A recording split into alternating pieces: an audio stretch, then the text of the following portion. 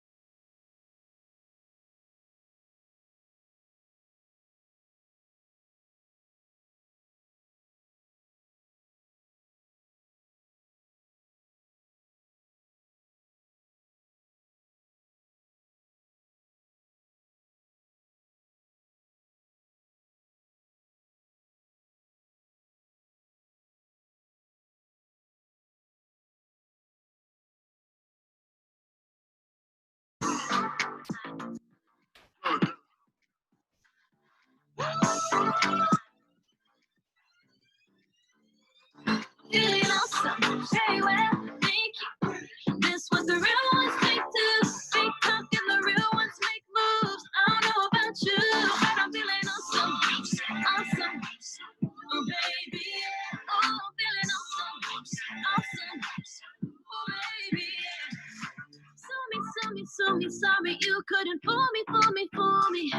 you tried it, yeah. You tried it, yeah. I gotta give it to you. Oh, you tried it, but the vibe too pricey. The vibe too pricey. You can't touch it, you should probably get like me. Look at my grill, man, my teeth too icy. Bunch of bad chicks and we all getting hype. These fun surround me. Just look at the aura around me. When they see you balling and flexing, they gon' start calling and texting. I'm feeling awesome, very well, thank you. This was the real ones take two. Big talk and the real ones make moves. I don't know about you, but I'm feeling awesome, awesome. Oh baby, yeah. Oh, I'm feeling awesome, awesome. Oh baby, yeah. I said, yo, you're so awesome. Fire, caution. Why these other hoes selling out like an auction? You be killing shit, no abortion. Trying to hit the set, put the scene in the coffin. China flow so sick, I be coughing. Just took a triple stack, I'm swimming like a dolphin. Me and China Marie, top down in the V. Like the building in Dubai, I am highest in V. Goddamn, I'm feeling so awesome. Teeth made of diamonds, that's what you call flossing. Don't ask what it cost them. Mr. and Mrs. Swain, back to back, that's I'm awesome. feeling awesome, very well, thank you. This was the real ones take two. Big talk and the real ones make moves. I don't know about you, but I'm feeling awesome. Oh baby, yeah. Oh, I'm feeling awesome, awesome. Oh baby, yeah. Oh, I'm feeling awesome, very well, thank you. They're trying to break you, they're trying to change you. All one celebrating what they can't do, can't do. I'm feeling awesome, very well, thank you. This was the real ones take two. Big talk and the real ones make moves. I don't know about you, but I'm feeling awesome, awesome. Oh baby, yeah. Oh, I'm feeling awesome, awesome. Oh baby, yeah.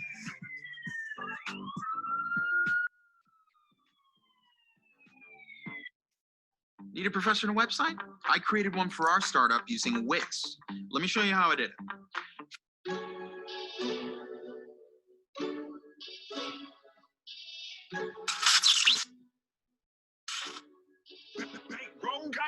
When I get dressed, I pop tags. When I skirt off, I go fast. Don't use no brakes, only gas.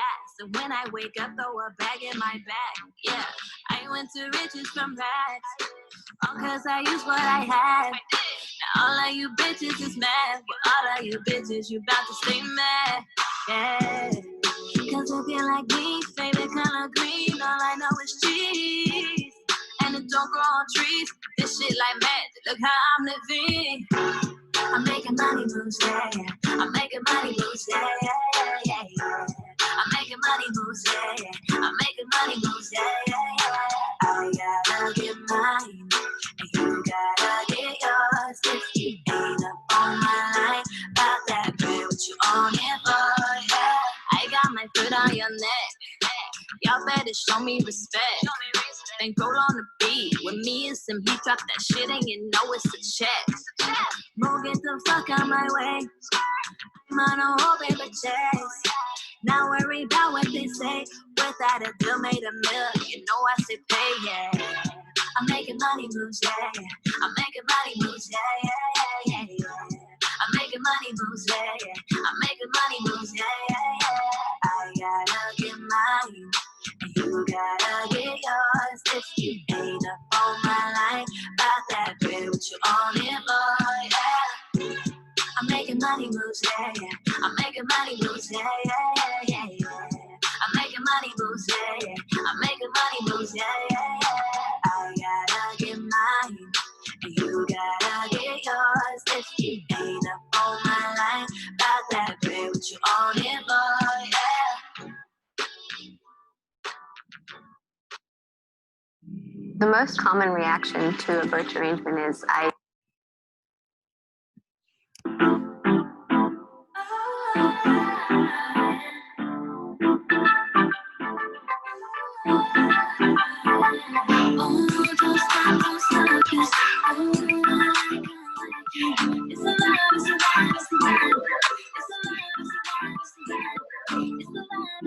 It's a vibe. Can I get right? I come alive, come alive, come alive after midnight.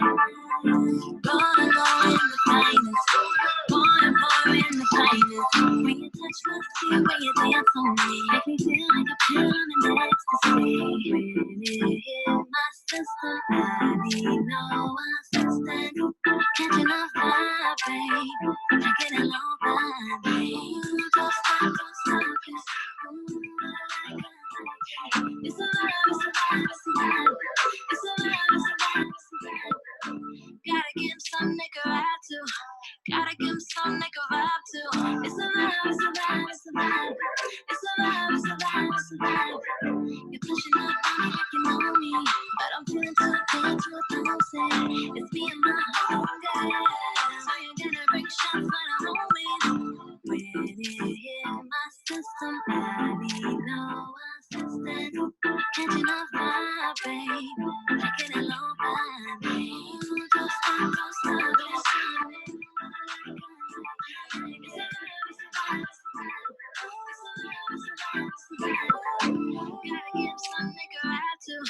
Gotta give him some nigga vibe too.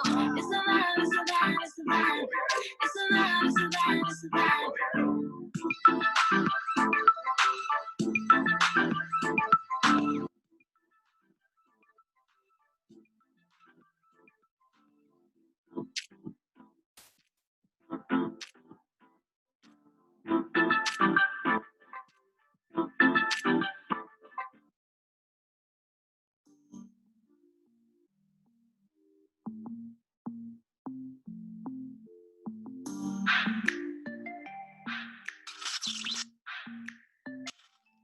I just need some company. Can you keep me company? I know what you want from me. Just a little company.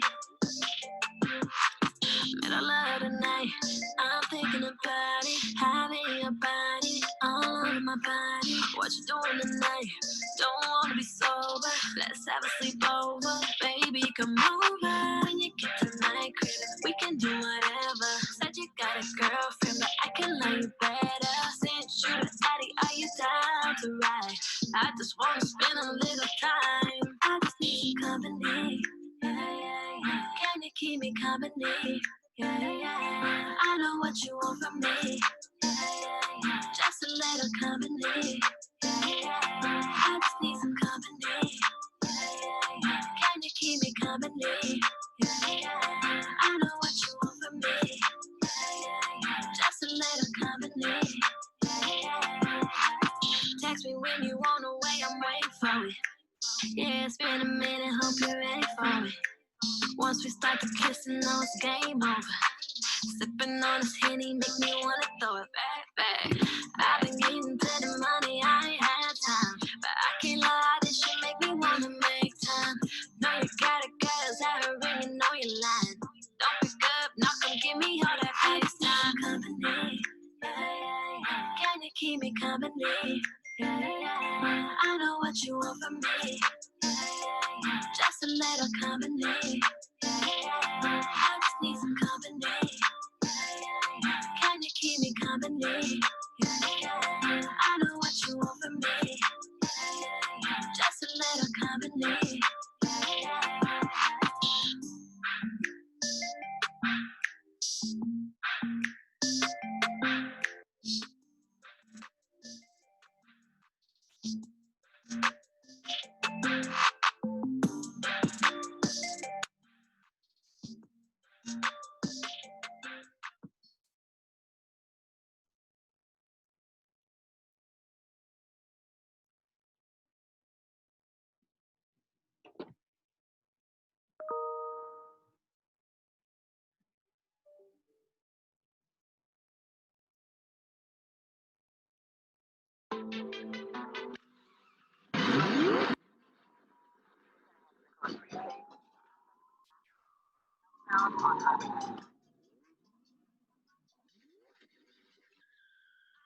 For everybody, I do not care if you like me.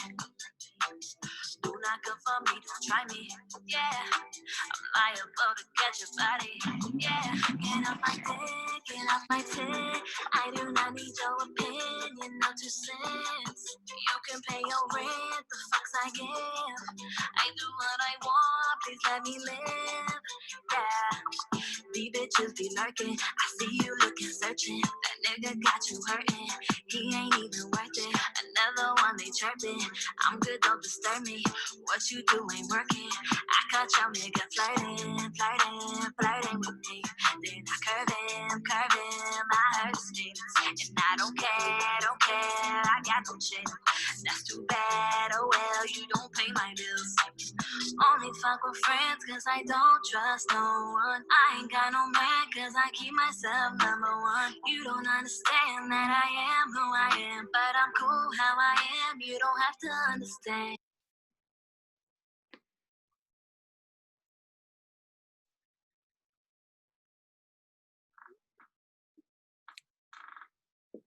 Yo.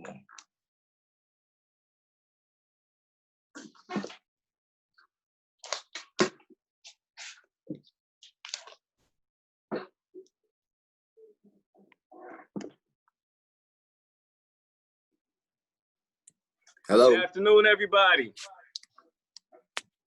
Yo, what up, man? How's everybody doing? Everybody good? Yes, sir. All right. Well, let's start it off. Good afternoon, everybody. Welcome to another edition of HBCU Masterclass, hosted by Culture Fusion Agency. My name is Arthur Borders, representing BX New York, FAMU, in the building. And today I'm going to be introducing Mr. Larrance Dopson. Mr. Larrance actually is the owner, and he's actually a Grammy award-winning producer, owner of 1500 Sound Academy. Many years of record-breaking experience under his belt, famous for Jay-Z, Show Me What You Got, but most importantly for me, Nipsey Hussle, classic album, Victory Lap. Come on, bro. This album is fire, man. I got 2 copies of it in the house right now, man. Yeah, come on, real, bro. For real. That's what's up. It's a classic, no man. cap. Especially that after production, everything, man. Yeah, that was a real Next, process, man. I got a couple questions about that. I'm sure a lot of the panelists are going to know a little bit more about the in-depth and the intricacies associated with putting that album together. Got you. I'm here. You got anything y'all need? All right. Trying to see if Mr. Shonda Brown is on. Is she on yet? Yeah, hi. Mr. Hey, Shonda, Shonda. want to go ahead and give you your quick shout out. Mr. Shonda is from Brooklyn, New York, another New Yorker. Hey. Sure Hey. She has a passion for writing as well as public speaking. So as a result, her talents and her particular skill set led her to do what? Work with many different organizations, but also most notably Revolt TV. So Amazing. Ms. Brown, what she does as well as she's an activist for mental health awareness, and she operates outside of the NYC area as well as the DMV area. So Ms. Brown, I'm going to turn things back over to you. And hopefully we get some classic stories, a lot for help and insight. Absolutely. Well, hi, everyone. I'm super excited to be here, especially as an HBCU alumna myself. I went to Spelman College. I'm repping from my dad, Morehouse. So this is super exciting for me. I had to jump on this opportunity, and I'm so excited for all the gems that are going to be dropped in this conversation, because I know that there's a lot to learn within our community. There's so many resources that we haven't even tapped yet. So I think that conversations like this, especially for Black and brown people who are pursuing entertainment industry related careers. So I'm super excited for this. Yeah. Ready to get started? Absolutely. Okay, so first and foremost, let's just take it all the way back. So how did you know that music was your passion? It was a part of my DNA. Started off with my family. Like, I grew up with a piano in the house. So every Sunday, every Saturday, my family singing the top 20s and singing harmonies. And at that time I was my fingers wasn't big enough for the piano, so I had to learn how to play the drums. But at that time, I didn't have money for a drum, so I made like the lamp my symbol, and I took the drumsticks from the hangers, the little white hanger thing you take off. So I had to get it regardless. But that's where a lot of that's where it came from. And my family just super musical. Like they really care about detail the most in music. and that's when you know you have a passion for it, when you really, you know, get into the details of the craft. So who would you say were some of your major influences? And it can be producers, it can be artists, it can be executives. Who were some of the people that you looked at like, wow, I want to be like them one day? It's so funny because everybody I said that to is like my homies now. So it's like, when I started, I wanted to, I mean, of course, Dr. Dre, Battle Cat, Just Blaze, Quincy Jones, Gamble and Huff, who created the Philly sound. It's Stevie Wonder. It's so many inspirations of people that did it before me, where we just took a little piece of everybody and created our own sound. But I mean, I look up to people like, I mean, that's on the music side, but I like to study all the greatest minds in the world, you know. So people like Peter Drucker and I don't know if y'all know who Peter Drucker is, but he created brand management, and it's just all the greatest minds. Like I really like to understand the why and how things happen. So I just like to get in the detail of stuff like that. But so fast forward to continue. No. Of course, family and friends, like those are that's who I really look up to. You know, the people closest to me. I hear that. Mm-hmm. So fast forwarding to when your career like first started to take off, how did your career as a producer, you know, start? And what was the first major project that you worked on that took you to that next level? After high school, I graduated and I went to West LA College for one semester, and I ended up being smarter than my teacher, so I quit because he was asking me questions, and it got to a point to where I met this guy named I was friends with this dude named Terrence Martin. I don't know if y'all familiar with him, but he's a super producer. He works with everyone from Quincy Jones to Rihanna. We actually got a Grammys together. We did Kendrick Lamar's Pimp a Butterfly album together. Yeah. So I got started doing that. He gave me opportunity to be. I was his driver at the time because he didn't have a license, and he was playing for Snoop Dogg on tour. And at this time, you know, I didn't have no money. I was just a driver. So he was like, "Yo, if you take me to the show in Lancaster, you might be able to get on the gig because the keyboard player might not show up because he might miss his flight." So I was like, "All right, I'm out of here." So I took Terrace, and 5 minutes before the show, he didn't show up. So I had like 6 keyboards looking at me and on that stage. And Terrace gave me an opportunity. He was like, "Yo, he ain't here. Let's go." And no rehearsal, no nothing. The first song was Murder Was the Case. Thank God I like grew up off of Snoop music and understand, you know, that era of funk. And we did it. And as soon as I got off stage, Snoop took me in the room and asked me to go do like 4 world tours with him.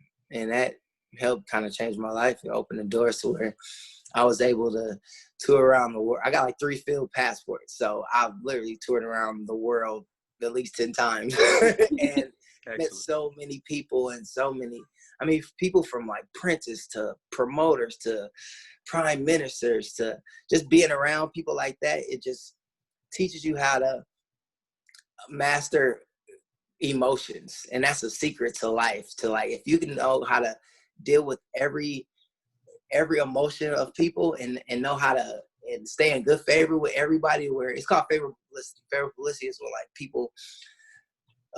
people say things about you that's good, you know. So it's like it's always about that, and I that was something that really stuck with me. And Snoop Dogg, he was really the start, and then we were always playing in churches when we were young, and we were playing for this dude named Bobby Valentino when he first got his deal. So Bobby V. Yeah, I'm a veer to how we got our name. So 1500 nothing is our name, if y'all don't know. Right. So we were super broke, playing at different churches, and we was playing the first day, and me and Bobby, we met Bobby Valentino on a church gig, and at that time he was getting his songs on the radio. That song "Slow Down" that was buzzing, right. And he asked us to be his band. So we was doing a bunch of free rehearsals, And at this time, he was bringing girls to rehearsals. He started wearing Rolexes and chains. So, and we were still broke.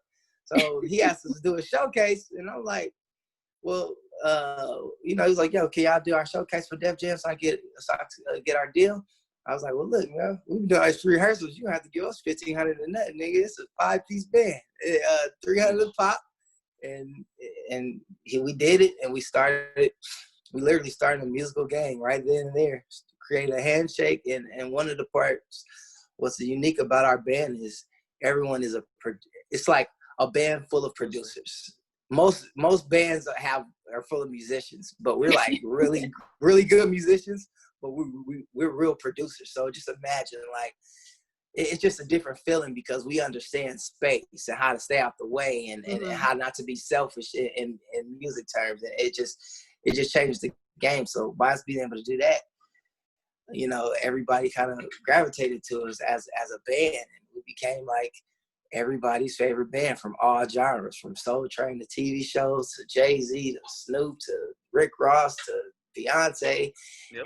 And that was one of our things, to where I could switch on any instrument. So sometimes, like, for 444 tour, I played the percussion with Jay-Z, and then I'll switch to drums, and then I'll switch to keyboard, and everybody's so talented. That's kind of what separates us, and it's pretty tight. So speaking a bit more about what you mentioned earlier about opportunity, a lot of people sometimes ask me, I know that they ask you and Arthur and Monique from time to time, like, how did you get to where you were, and what is it that you did, or what's that magic key? But we all know that it's more than just waking up one day and somebody just gives you the dream career that you've always wanted. Like, it's always about the work ethic you put in. It's always about it's about being at the right place, the right time, what you bring to the table.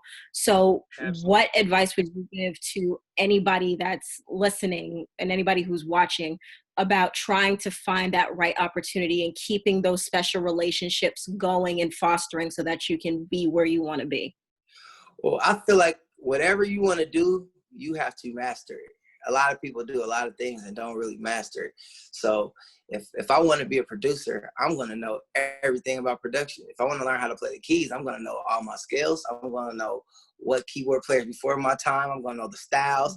There's a language there. So it's like any business, you have to understand the language, and music really has a language. So if you don't know the language, you're going to fail. And a lot of producers make beats, but when they get in these situations, when I got to do a song for Sam Smith, when he wants to do dark chords or make a song that's happy, you have to understand what chords make you happy, sad, sleepy. Yep. It's like there's a science to this. So the only way you know this is if you know the language. And that's the first thing. Like, my partner is James Fauntleroy, and he's probably one of the biggest songwriters of our generation. And one of the things we always used to say is, like, get really good at your craft. It's get so good to where people talk about you. That's where the favorite publicity comes, right? Get so good to where people talk about you. And then, honestly, to be totally honest, out of my over 100 placements that I have, there hasn't been one time I've got a placement through an A&R or a label or a meeting ever in my life. Wow. Ever. I can honestly say that. So there's no A&R that got me a placement ever. And that's just because it's about relationships. Like, we got good. We were playing. We became the band for Bobby Valentino. Bobby Valentino gave us opportunity for other people to see us and talk about us. So then that came, eventually we end up meeting Snoop Dogg, and by everybody's talking to us about, well, Snoop was like, yeah, man, my band 1,500, they tight. So then Jay-Z's calling Snoop asking, can he work with us? And now Jeezy's calling Jay-Z to see, can he work with us? And, at the time, even for James, one of his stories was when he first started, he wrote No Air. That was one of his first songs that he wrote. But at that time, Chris Brown and Rihanna was together. So, we was working with Chris Brown, and Chris Brown was telling Rihanna how tight this dude James is, who's writing his first album. So Rihanna sneaks behind Chris Brown and hits James. And now James has been on every single album that Rihanna has done. So it's like, and then because of Rihanna tells people that we're tight, Beyonce worked with us. And it's just, we don't the thing is, I gotta recommend a book. This guy named my partner, Brand Engine. He's one of the smartest people in the world. He's a branding expert. One of the books that I think you guys should all study, not just read it, but read it to know it, read it to teach it. It's called The 22 Immutable Laws of Branding. The 22 Immutable Laws of Branding, and it's the 22 Immutable Laws of Marketing. Every business, I don't care what business you are, if you don't know the laws of branding, your business will fail. If you miss number 9 or miss number 17, your business is going to fail because there's real laws. like you can't get past the laws. So if you really know that, that'll give you a head start on this whole world. As far as like knowing how to create your brand and having a brand that means something and that has some type of empathy towards it, so where it's helping people, because it's like people say they're brands, but half the time they're just logos. Like people don't even know what a brand really means. you know what I mean? Like, it's just a logo. So, but it's very hard for a human to become a brand. It's so hard for a human to become a brand, because if you really think about it, humans, we switch up. Sometimes we're emotional, sometimes we're not. A brand, if I put Nike's gonna sit right there on my wall and not move. If it hits an attitude, you won't know it. It's gonna sit right there. So it's super hard to be a human brand, because you can't switch your perception. You have to keep your perception with the general market. So it takes one time for you to mess your brand. That's it. And that's like, it. Your brand is everything. And then it's like the whole point is to get in the hearts and the minds of the consumer. So it's like, if you're not in the hearts of a lot of things with artists too, they'll put out albums, they'll put out a project and not be in the hearts and the minds of the consumer. So it's like, why are you putting something out if we don't even care yet? So it's like, What do you do to make us care? It's a word called disruptive innovation. This is, you guys should look up this guy named Clayton Christensen. Clayton Christensen was the guy who created the word disruptive innovation. And he's a monster. So, and there's another book called The Blue Ocean Strategy. And that kind of helps you understand how to like separate yourself from what everybody else is doing to stand out. Okay. It's kind of like if you see 1,000 red goats, and then if you see one blue goat walking slow, which one are you going to remember? The blue goat, of course. So it just really like explains how to really separate yourself from everybody else, to where you can, resonate with whatever product or whatever you have. And the last thing about branding is you should have a brand promise. Like every brand should have a brand promise. So that's like if it's FedEx, if I say FedEx, the first word I want to think is overnight. Right. So if you say, if your name is Chris, what's your brand? Like what is your brand promise to us, to where when we say your name, we know we can, like we have to have something. We got to have something to go by of a perception. Okay. So it's up to you to make sure you're not an asshole and you're keeping favorable publicity to keep your perception cool. Because as soon as somebody say you're an asshole, it spreads. So you know what I mean? So even if you're, and that's the challenge of like emotions and logic, learning how to deal with people that's emotional, that's in a different psyche level as you, and knowing how to still be in favorable publicity by people that don't even like you. That's the trick. If you can do that, you can sell anything. Absolutely. And that actually segued into my next question. After you mentioned a bit about working with all these different energies and all these different emotions and whatnot. And as you know, your brand grows bigger, eventually you realize that you can't do all of this by yourself. You eventually need a team. Right. Which can be very difficult, because working with so many different personalities can be very emotionally and mentally taxing. Mm-hmm. Sometimes one person doesn't work well with another person on your team. Maybe you get along with everybody and then suddenly you don't. So what are the essentials for you, and what do you advise everybody to do when building out that dream team that they want when they first start off, whether it's a manager, a publicist, another co-producer, a songwriter? What are your key things for when you're building a team? It was two things. Remember that question, because I'm gonna have to go back to that. two things.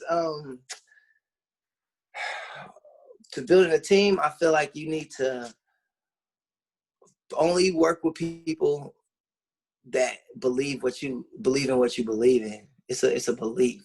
It's also I like giving you guys it's this are you guys into TED Talks? I am. I love TED Talks. So y'all look at TED Talks. This guy named Simon Sinek. He is a genius. He talks. It's just the subject is called "How Great Leaders Inspire Actions," and it really teaches you how to like sell anything and really get into the minds. And what was your question? Because I wanted to answer that too. I just don't want to forget. No, it's cool. We love. I can speak for everybody when I say we love all the gems that you're dropping. Please continue. But Okay. I was asking, what do you look for when you're building out a team? Oh yeah. It's really just people that believes in what you believe in, and I don't hire or work with anybody that treats it like a job. That says, yo, at 5 o'clock I'm tired, I gotta go home. Yeah, if the job's not done, just finish the damn job. You gotta really care about it more than you gotta care about it more, and that's what separates you from. I call it the weather changers or weather reporters. You know, either we're going to be the weather changers, or we're creating what's next and creating what's happening, or we're going to be the weather reporters and be like everybody else on Instagram that's talking about what's happening. So it's like we need to be the people that's around the corner, that sees around the corner before they even get there. So that's yeah. Larrance, but wouldn't you also say is when you're building a team, you want to have some people around you that have the same work ethic? Because people can be talented. They could be talented, but let's say you have a deadline for a submission for a placement that's due on Friday, and then they only get to their part like a couple of hours beforehand. You better find somebody with a great work ethic that can keep up. And I really find somebody with a better work ethic and teach them. Right, exactly. An asshole that's good that might not finish the job. That can make or break you. But I also think that one of the things that we teach at our school is, I'm unemployable. And I try to teach everybody around me to be unemployable. That means not have a boss. Right? That means to have a vertically integrated company in your head to where I can think of something and I can execute it fast. So it's like, that's the goal of us to be unemployable. And for us to do that, you have to know all the rules to break the rules. That's something very hard to do. You have to understand psychology, science, emotions, how people think, body language, what makes the why of everything, what makes people buy things. It's so much you got to understand the rules before you can really like shift culture, you know? It's super important, but you just got to make sure you're around people that really got love for you, man. And that love that's passionate about what you're passionate about. Other than that, you're going to waste your time half the time hiring and firing people and arguing with people that's not on the same vibration level. You got to make sure anybody that's around you, you got to understand their psyche before you give them any attention. Now that means if, just imagine, like, say if I'm, it's analogies. Say if I'm in 12th grade, right? In my brain, my brain level is 12th grade. I'm alumni, I'm smart. But then it's a lot of adults that's dumb. Like there's a lot of adults people that look like adults that has kid brains. So you have to understand everyone's psyche. So if someone's emotional, someone doesn't know how to control their emotional reaction, you have to know that before you even deal with them. So as soon as they do something stupid that can take you off of your target, or a speed bump that could slow you down from your target, you either got 5 seconds, 5 minutes, or 5 years to act like. I usually curse, but I'm not gonna curse on here because this is cool. But to act like an asshole, right? So it's like, the thing is, I take 5 seconds. Anything that can happen, anything that can go wrong, anything that's just the worst thing ever, try to get to 5 seconds, take a deep breath and let it go, because the more you spend on the speed bump, the more that's time lost, and you have to regroup, and it's like, we all got a target. We're all trying to get somewhere. So it's like, are you going to go through a speed bump or a brick wall? Like some people got a brick wall in their face. They don't even know how to get over a speed bump. And it's just the difference between emotions and logic. Like that's so important to me, that I really like everyone to really understand. It's like, any conversation you have with people, you're either going to give an emotional answer or a logical answer. And it's up to you in the level grade that you're in to be able to know, like, okay, if this guy's in third grade level, if he's super emotional, you're not going to argue with a real third grader. So talk to this person like you'll talk to a third grader respectfully, to where they still like you in the end. And because when you leave the room, your brand stays. So however you leave that room is what your brand is. You always want to stay in favorable publicity. Absolutely. And shifting gears a bit, like, I want to talk a lot about 1500 Academy. How did this idea come about? What inspired you, and where do you see it progressing? Man, we've always had the idea of us wanting to build a school, because we're teachers. We've been teaching our whole life. And before we got that building, we had a studio in Inglewood. We still got it. It had like 13 rooms from studios. It had live band rooms, radio stations, pool tables. It was just a place where I could handle all my business in one place and not have to move, and everybody could come to me. So we kind of like outgrew that spot. And one of the things me and James know is like, it's so many talented people that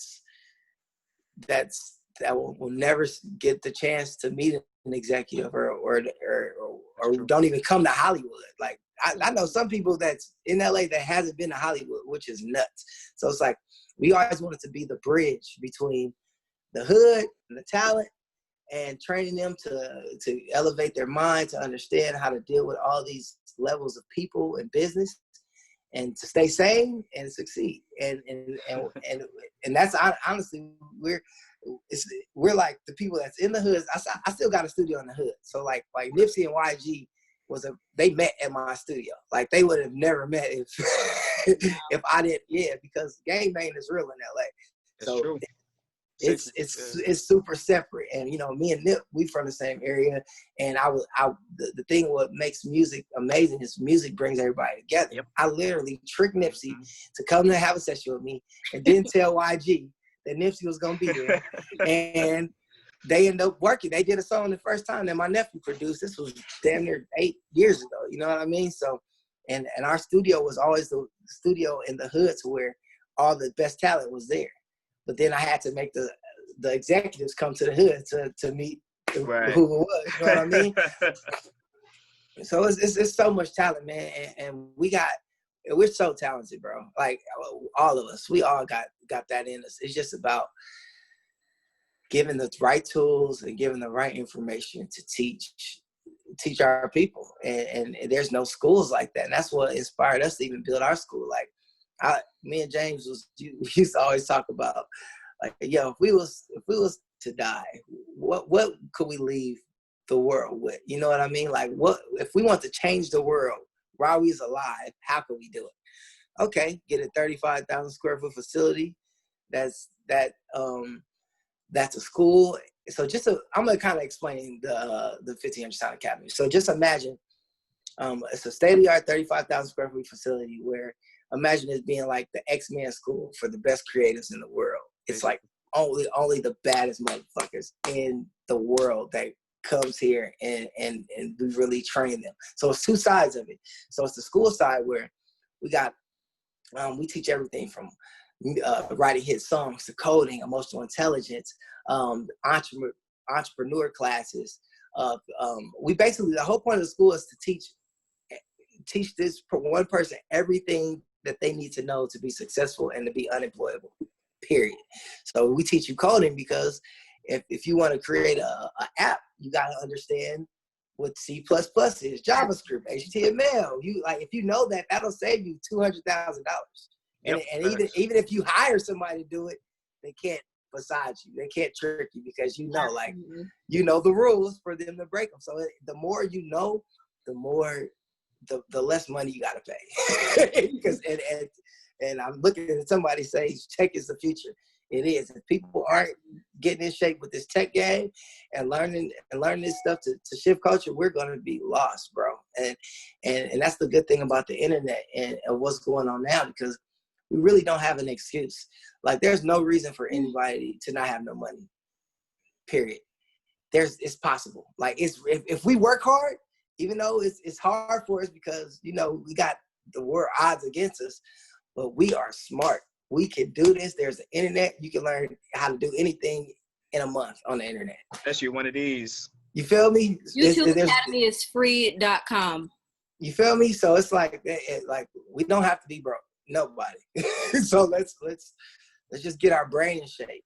And that's what's really what's the weakness for I see with everybody right now. We're just so distracted with people, and people who discuss people are the lowest vibration people ever.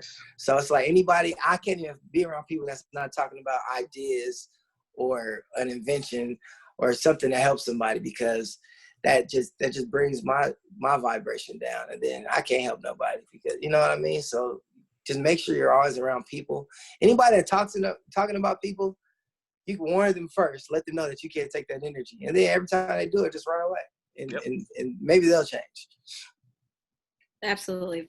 First and foremost, I want to thank you for everything that you're doing for the community. I think it's absolutely essential to have this because, like you said before, there are a lot of talented people out there that don't ever get to see the end of the road because of the hand that they've been dealt. And at the same time, like you said, we're in such a great generation right now where I remember I was interviewing J.I. for the Rap Fest, and he said he has no idea how anybody on this earth is broke because there's literally an opportunity for anything and everything that you can do. If you want to learn how to code, there's plenty of opportunities to start. If you want to graphic design, if you want to sew, if you want to be a writer, if you want to do seminars, there's literally so many opportunities out there, and there's always going to be 1,000,000,005 no's. But there's always going to be that one yes that's going to change your life. And I appreciate what you're doing, that you're giving these people the yeses that they deserve.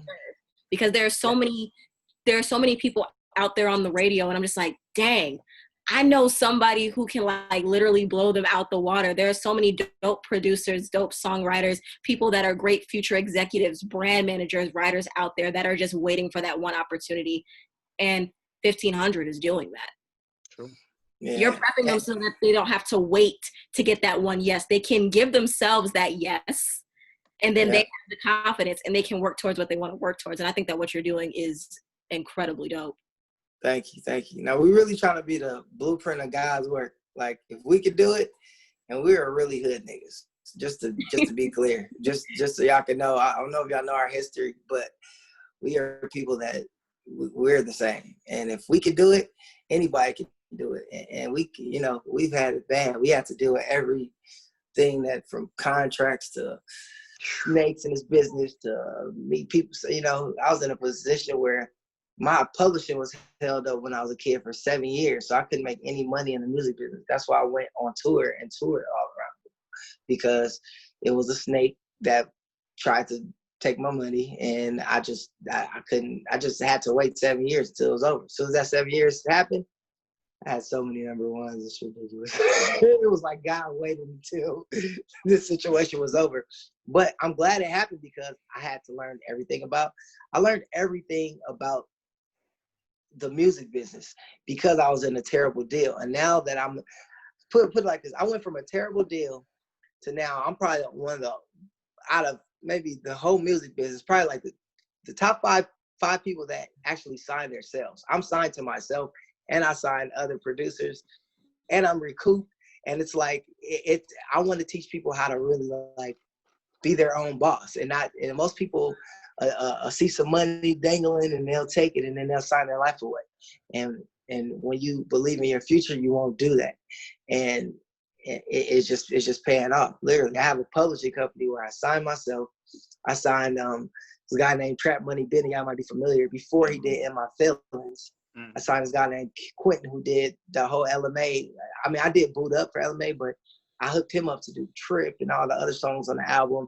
And I got all these different producers to where now they can sign people, and we're just training people just to become unemployable, because it sucks having to listen to somebody. Like it's the best feeling in the world and honestly, everybody I feel like there's so much money out here that everyone can get, from even investors and venture capitalists. Like, y'all should start doing more research on venture capitalists and investors, because it's like, one thing I see what our Black people don't do is put in the work first. Like we'll say, like right now, if I was to say, hey, I love your attitude. I think you're amazing. I got $20 million I have to spend on the tax write-off. But what you got? If you got something that can go for my $20 million in tax write-off right now, is anybody that's on this thing right now that has a financial model, a deck, the whole plan of if it's a store, you got to know how many employees is going to be there, who's going to be there, what time is going to be over, how much you're going to make in the next 5 years, 10 years.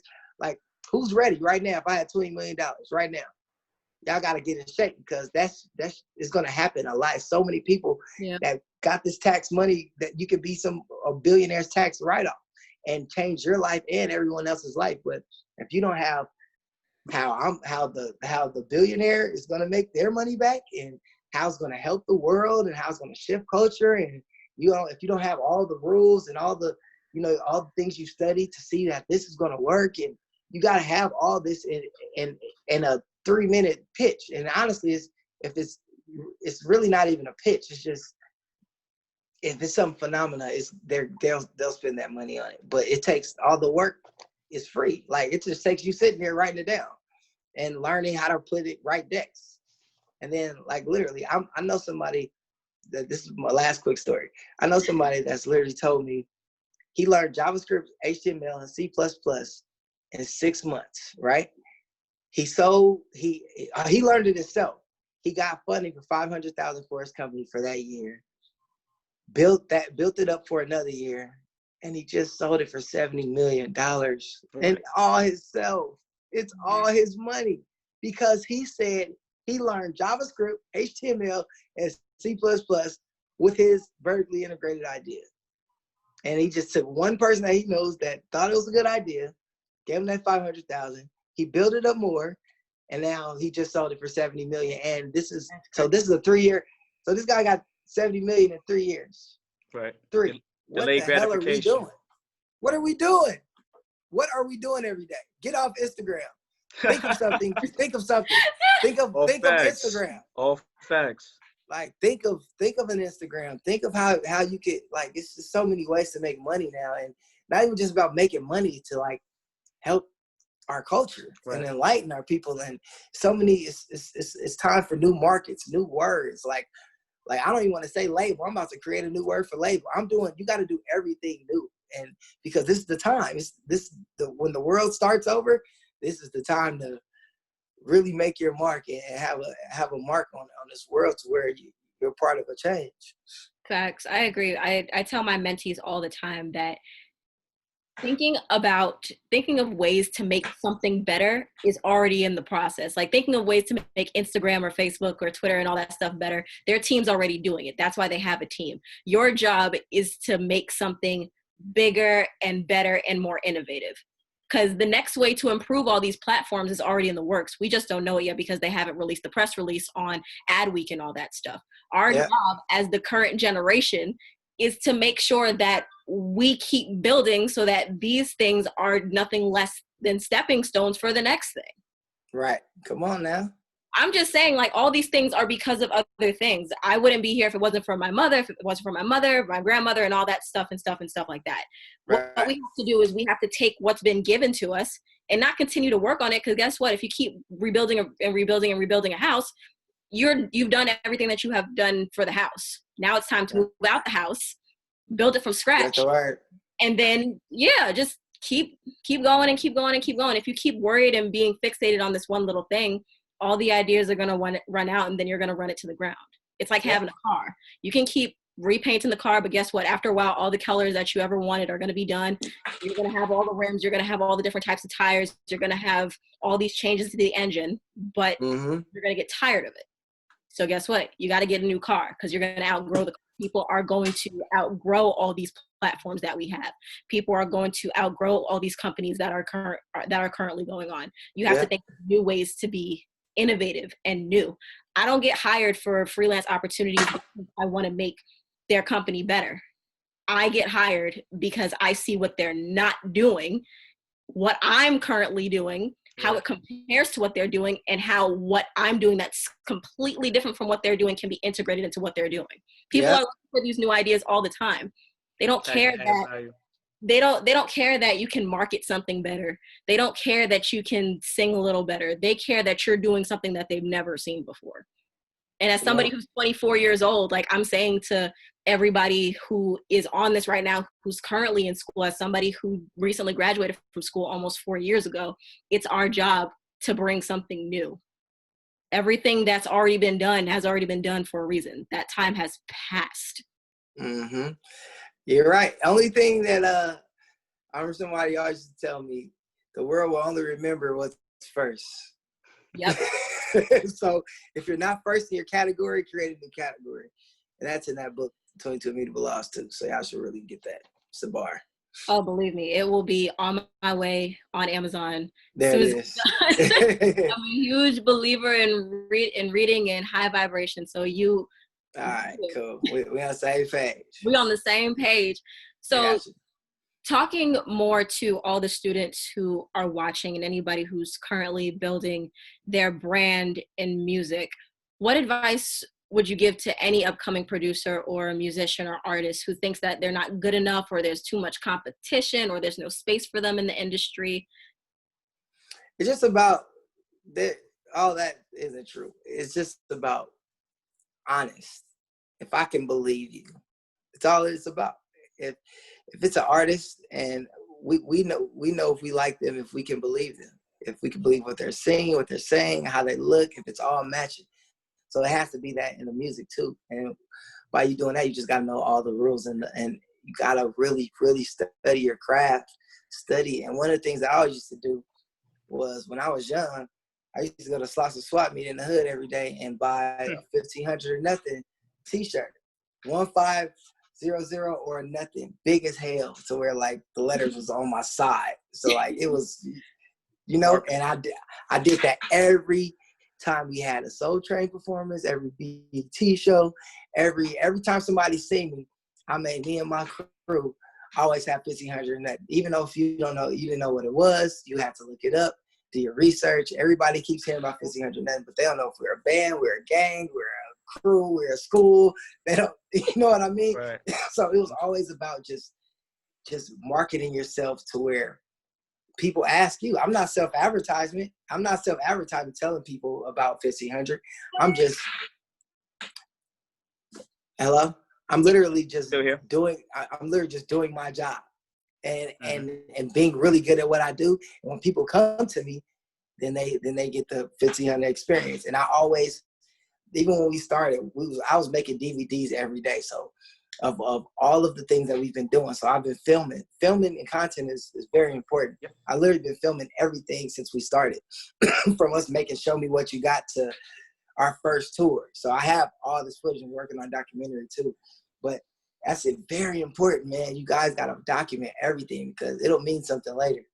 Yep. And people want to pay you for this later because you never know how your life's going to turn out. You could end up being the president, and they're going to do a documentary movie about your life. So you got to be on deck with the content.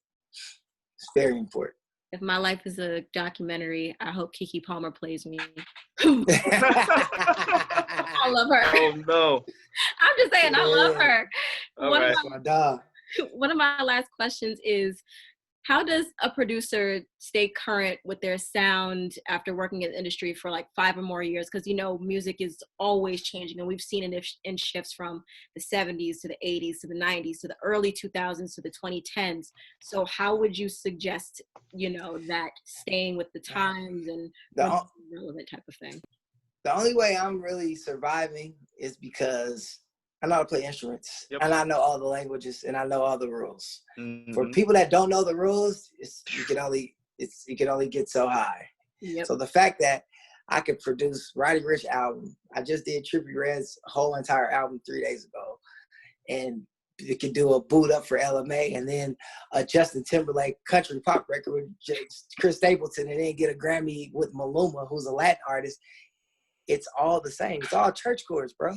Yep. It's all me playing in church, learning chords, rehearsing, and it I mean, thank God I learned it now. It's like a piece of cake, and everybody thinks it's so magical, even though it is, because everything I do comes from God and it's spiritual. So, you know, that's another thing. Some people force it, and they try to force it and don't know the rules. It's like before you can let God in for real, and for him to just, for the spirit to just come out and do that, you gotta at least put in that work to know the rules, for it'll be easier for him just to come in and you don't have to think. Because the fact that I know the rules and I can play and I can close my eyes, I can feel it more. I can pay attention to the feel more than me being technical and not knowing, you know, not hitting the right notes sometimes. You know what I mean? So it's super spiritual. I recommend y'all pray before y'all work, and it'll come. Like one of the things for writer's block, I've never had writer's block. Writer's block doesn't exist for me and my friends, only because writer's block is an emotional thing. Like, you know, you can't think of nothing because you think it's not good enough, or you know, like, no, it's just a song. Just write the song, finish the song. You can write another song. Like, it's not that serious. It's just about finishing the song and getting better. And then when the song's done, you can go back. But I know I don't, like, my friends, we don't come out the booth until the song's done. Yeah. Like, we're real professional. It's just serious. So it's like a lot of times people ain't finishing songs, and it's like, you can't do that. We take it really seriously, for real. And my last question, it can be anybody who is, you know, God rest their soul, not living, or anybody who's upcoming, or anybody who's currently on top of their game. Who are some of your dream collabs that you haven't yet collaborated with or haven't had the chance to? Dream collabs, man, it's so crazy, but I almost work with everybody I wanted to. Like, God is so good. I mean, I missed my Tupac era. I definitely want to work with Tupac. Tupac, Stevie Wonder, Frank Sinatra. I always want to work with him. Okay. Sam Cooke. Like, it's a lot of people that's not here that it just would have been amazing, you know. Donny Hathaway, can't miss right. Donny. Yeah. But yeah, but people that's actually alive, like, I like Michael McDonald. I like Sade. But all the current people, we pretty much covered all that. But I just want to work with legends that understand. I want to work with more people that knows all the rules or know more language than me, just off of experience, just to be able to learn. You know what I mean? For sure. And I've been doing this thing called Quarantine Academies. Actually, Monday I'm doing a Verdine from Earth, Wind, and Fire, but we're teaching and talking about hit songs. Like, I've done Greg Filling games. I did George Clinton. I did Kenny Gamble from, you know, that did all the OJ. So y'all make sure y'all check that out too. Quarantine Academy on 1500 Sound Academy. We're gonna be doing that a lot more often.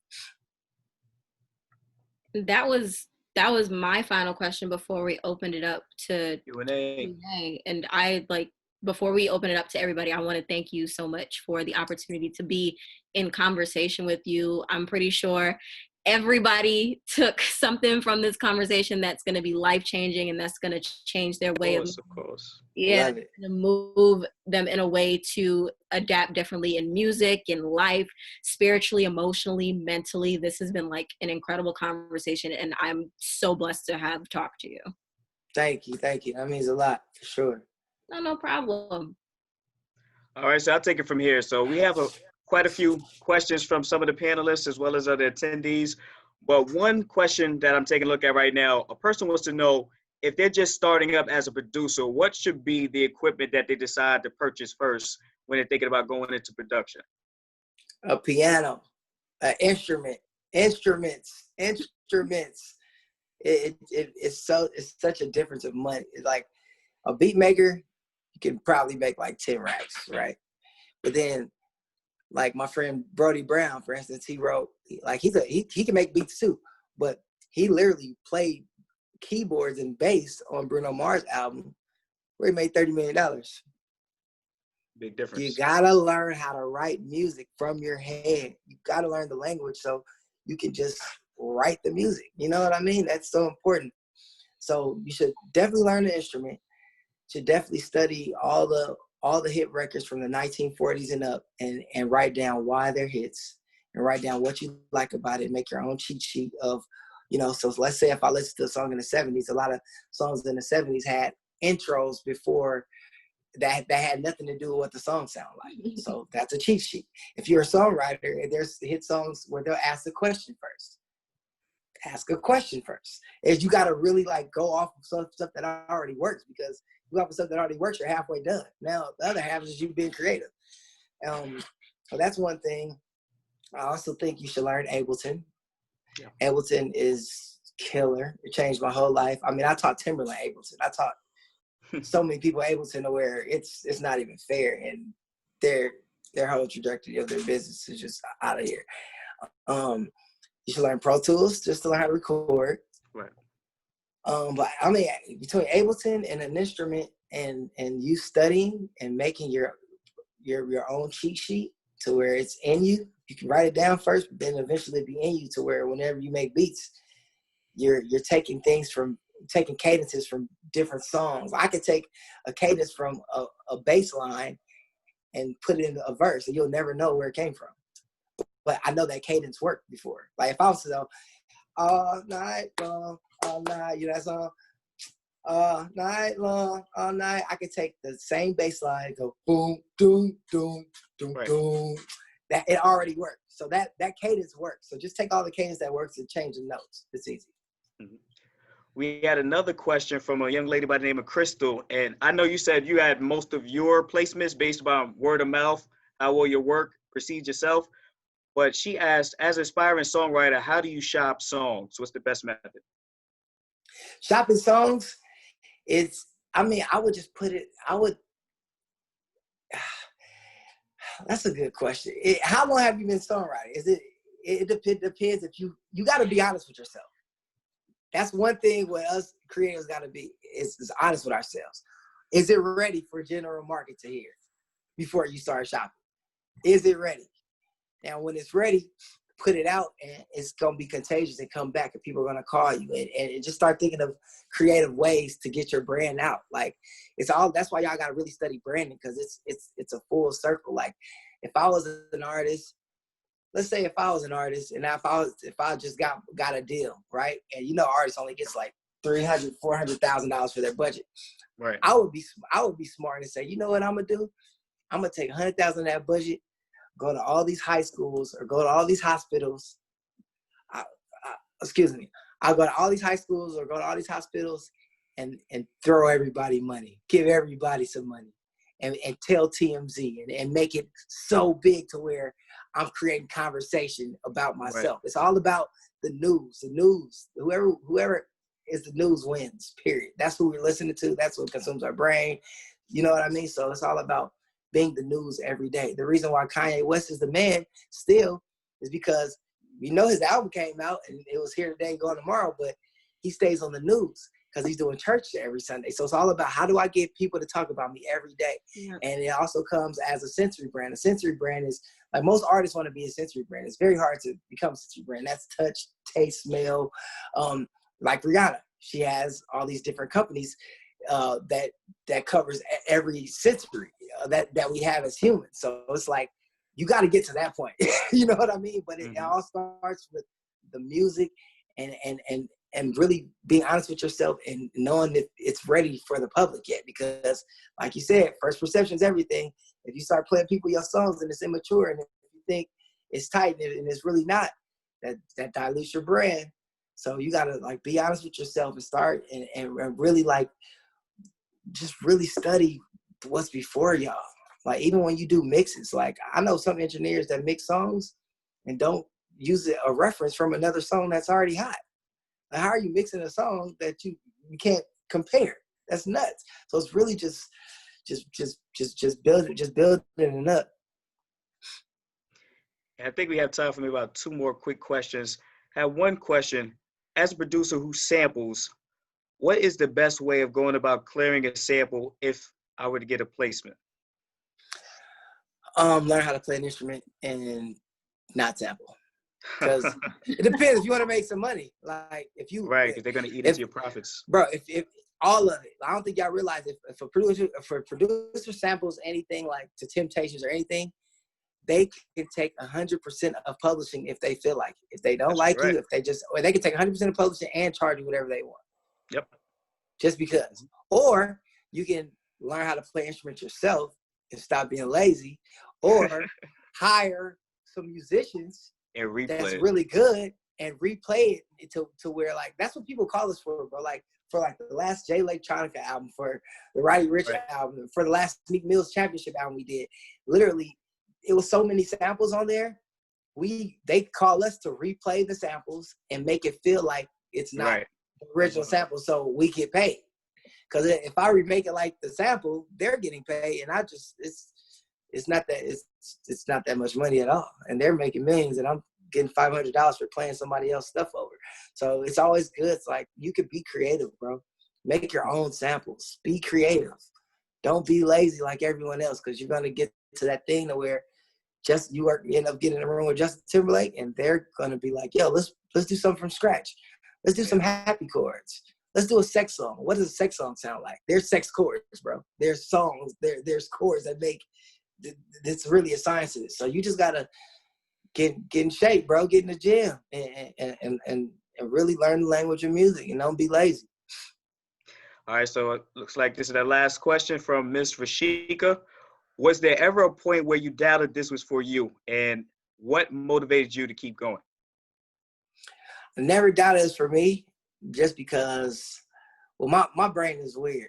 Like if I have a target, if I say, like, it's so important with your words. Like your words is everything. So if you say, "Yo, I can't do this," you'll never be able to do it. Like people thought I was crazy. Like I'll tell you one last short story just to wrap this whole thing up. I was 27 at this point. James was rich before me. He had millions of dollars at that time, and I was still on tour, doing tours and on and off. And I was like, bro, I know it's something I'm missing. Like you ain't telling me something, bro. Like how do I do it? He's like, you really want to know? He's like, because most people don't really want to know how to become successful. I was like, all right. He's like, what do you want? I was like, I just want to be rich. He was like, nah, it don't work like that. You have to be specific. And I was like, all right, well, I want $100,000 within the next 4 months. So I got to put it on my screensaver, drew around for $100,000, took a picture of it.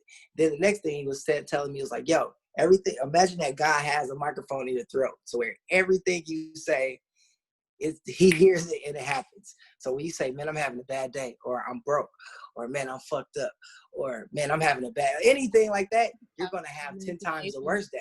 So I started telling people like, yo, I'm rich. I'm rich. I got a driver. And when people ask me, yo, what you doing? Oh, I'm working on a Miles music school. I didn't have no damn music school. I was lying. I literally was making up in my head to where it's all about like training your subconscious mind to believe your reality. So it's like I call it like reverse manifestation. Like that was one of the things that helped me get to school. Literally, by just imagine. Like one thing I feel like what we got to do is set our intentions every day, all the time. So if whatever you want to be in life, if I want to have a music school, now everybody that comes up to me like, oh, what's up, Rance? How you doing? What's been up? I could say, no, I've just been chilling, just working. What normal people say, the general market. That's not weather changers. So I'm going to say, if you be like, yo, Rance, how you been? Oh, shit, man, just working on my music academy, man, trying to build the music academy. So then every time I say that to either an asshole, a stranger, somebody that loves me or hates me, they always say, you teach them your attention, and they always be like, oh, well, shit, my auntie's a principal. Or I know somebody that just invested in the school. So now I build up 200 people that knows my intention, from strangers to anybody, that I have that I can make a phone call and get it cracking. So it's like you guys got to really invest in your relationships. Like I have relationships from the last 10 years to where I literally can go to London and hang out with the Prince just off of my relationships with and it's really off of me being a service. And how you build relationships is you be a service. You give. Absolutely. I got to up on everybody around me. I gave them, if it's a free beat or pay for their drink, or it's, I got favorable publicity with everybody around me. I always make sure, like if I'm in the studio with somebody, I'll ask them, do they want water? I'll bring a celebrity water, even though people bring me water. And it just puts them in their mind to where it's favorable publicity, and they're always talking good about you, and everybody always wants to help you. So if you can be a service, it's over. And a rich man always told me, if you want to be successful, help someone else be successful. If you want to be rich, make somebody else rich. So I wake up every day thinking about how I can make other people rich other than myself. And that's the secret. Everybody wakes up thinking about, man, I got to take care of my family. I got to do this for myself. And they'll be broke forever. If you really think about how many people, if you help 100 people, you don't think in 5 years, 50 of them ain't going to be successful? Or you can't borrow some ketchup or $100 or something from anybody? Right. You can. You just got to invest in your relationships. And I feel like that's super important. So the people that only got 3 homegirls or 3 homeboys or homies, like you're walking past your money every day, every white person or any race person that walks past you that could probably change your life. Mm-hmm. Don't talk to people. Like we're to communicate. The only way you can get money if you're doing this, exchanging. You give me this, I do this. Right. Your arms got to move. Can't do it alone. Can't make money alone. So that's my advice. Mm-hmm. I think it's after 5 o'clock now, so it's about time to wrap it up. Any last words? Try to see if there are any more questions. I think we got it. Oh, one question. That's also one I had too. How would you describe the process for making Victory Lap? Well, it's a long story with Nip because we grew up together, bro. So like, we've been working on we worked on that album for at least 10 years, quietly. Honestly, like Real Big was the first song I gave Nip to record to, and I was like, yo, this is the one, bro. Like this is like I say my favorites with Nip. Because me and probably one other person was the only people that can like make him rap. Like, because sometimes he takes a long time to rap. Only because I never forget last year at the Grammys, I was like, we was talking and I was just like, yo, bro, how come it took you so long for these verses? Because the last week of the album, it was like 5 songs. Like last time that I checked, I wasn't gonna make it. I mean, it was some records that y'all would be disappointed that wasn't gonna make it just because he didn't finish the verses, and we needed him to finish the verse so we could finish the music. So like for dedication, we took it up on ourselves. Like, okay, you only did 1 verse for dedication 8 years ago. So I'm gonna change the beat, make it new. Me and Mike and Keys went in on the beat. And then we was like, you know what? we gonna call Kendrick. Hit Kendrick. Yo, bam. Kendrick sent this shit back. So it's like with Nip, like you gotta learn art. Like Nip, so he's so humble, he's not gonna ask nobody for nothing. Ever. So like the producers had to be like, yo, so we putting the album together, and it was an amazing experience. Nip's one of the smartest people you can ever meet. Like majority of our sessions is us talking about investments or disruptive innovation or branding or one of the things Nip told me that I'll never forget was like, yo, Rance, he was like, man, this before he was kind of even famous. He was like, yo, all I need is 10,000 fans. I'm like, 10,000 fans? He was like, yeah. So I need 10,000 loyal fans. I was like, if I get 10,000 loyal fans to pay $1,000 a year, that's $10 million. That's good money. That's good money. I was like, damn, that is good money. 10 million, like that's possible. We got 10,000 followers. So if they all pay $1,000, so then I was just watching him like with he kept a whiteboard. He always had whiteboards. He used to just really be like, okay, if it takes this to make 10 million, all right, what are we gonna sell? Okay, I'm gonna sell these T-shirts. I'm gonna sell the $100 album.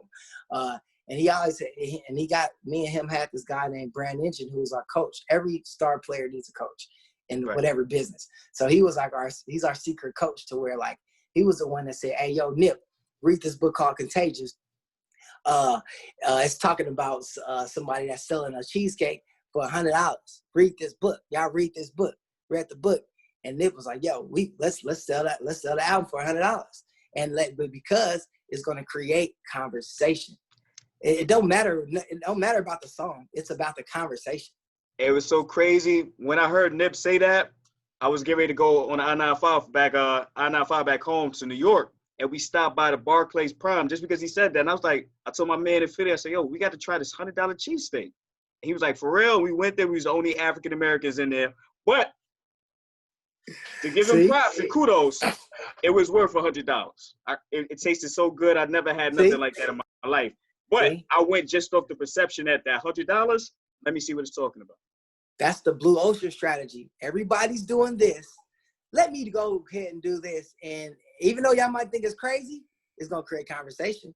He sure was on every magazine and Ford magazine more than any other artist. His brand was bigger than his music just because of how he thought. Right. So it's like you gotta, and then it's like, do you want your music to last or your brand to last? Like your brand lasts when you're here. Like Nipsey's making millions of dollars right now. Gone, bro. Literally. Because he understood branding. You know what I mean? There's a lot of rappers right now that's here today, gone tomorrow, that we don't even bring up again. Want to know why? Because they're not doing nothing for the people. They're not for the people. Who's the people's advocate? Who represents us? Like, it's a lot of artists, but who's the artist that represents the world? Everybody's so selfish and wants to just be so different. But it's like, how you gonna make the money is if I can feel like, if I feel the same way you feel. If I can hear your song and feel like it's me, that's how you get a hit.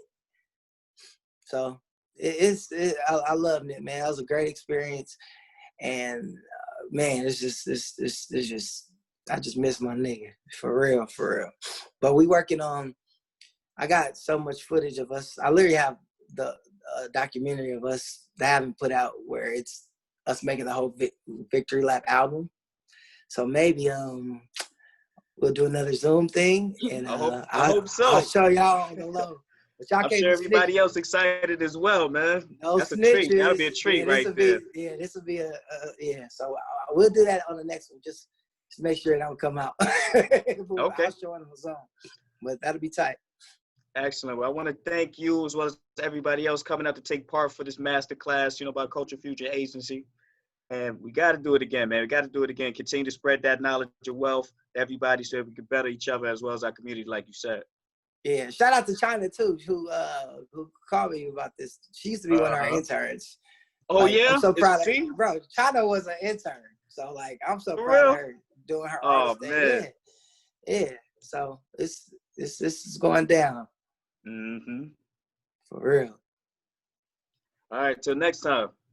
All right. Love. Appreciate y'all. Bye, everyone. All right.